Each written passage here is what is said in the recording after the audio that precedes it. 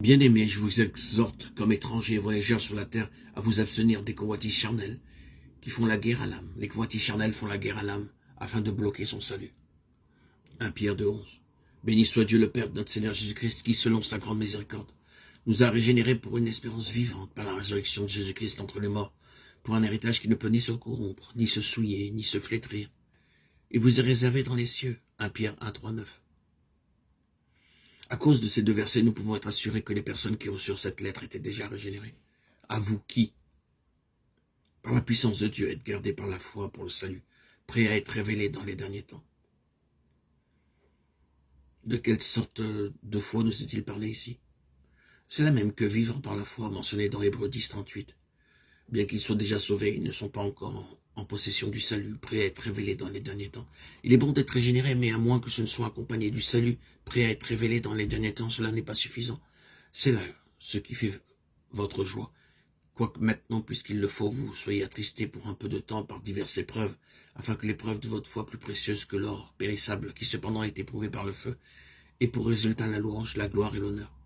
Lorsque Jésus-Christ apparaîtra, vous l'aimez sans l'avoir vu, vous croyez en lui sans le voir encore, vous vous réjouissant d'une joie merveilleuse et glorieuse.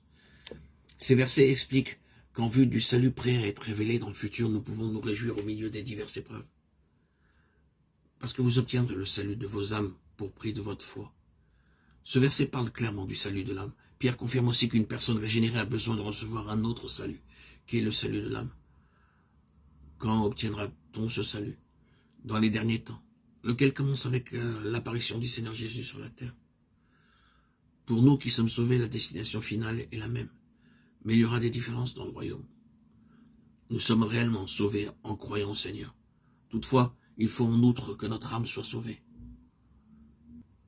Car vous étiez comme des brebis errantes. Maintenant vous êtes tournés vers le berger et les gardiens de vos âmes. Nous devons saisir ce verset sachant qu'il y a un berger et gardien de nos âmes. Finalement, pour notre considération, nous pouvons suggérer deux autres passages des Écritures, car c'est le moment où le jugement va commencer par la maison de Dieu. Or, si c'est par nous qu'il commence, quelle sera la fin de ceux qui n'obéissent pas à l'évangile de Dieu? Et si le juste se sauve avec peine, que deviendront l'impie et le pécheur? Ainsi que ceux qui souffrent selon la volonté de Dieu remettent leur âme au fidèle Créateur en faisant ce qui est bien. 1 Pierre 4, 17, 19. Puissons-nous vraiment saisir la parole de Dieu? Nous sommes déjà devenus la maison de Dieu et pourtant le jugement commencera par elle. Certains justes seront sauvés avec peine. Par conséquent, que ceux qui souffrent selon la volonté de Dieu remettent leur âme au fidèle Créateur. Nous devrions être déterminés à ne rien céder à notre âme, ni chercher à satisfaire ses désirs, mais à souffrir selon la volonté de Dieu.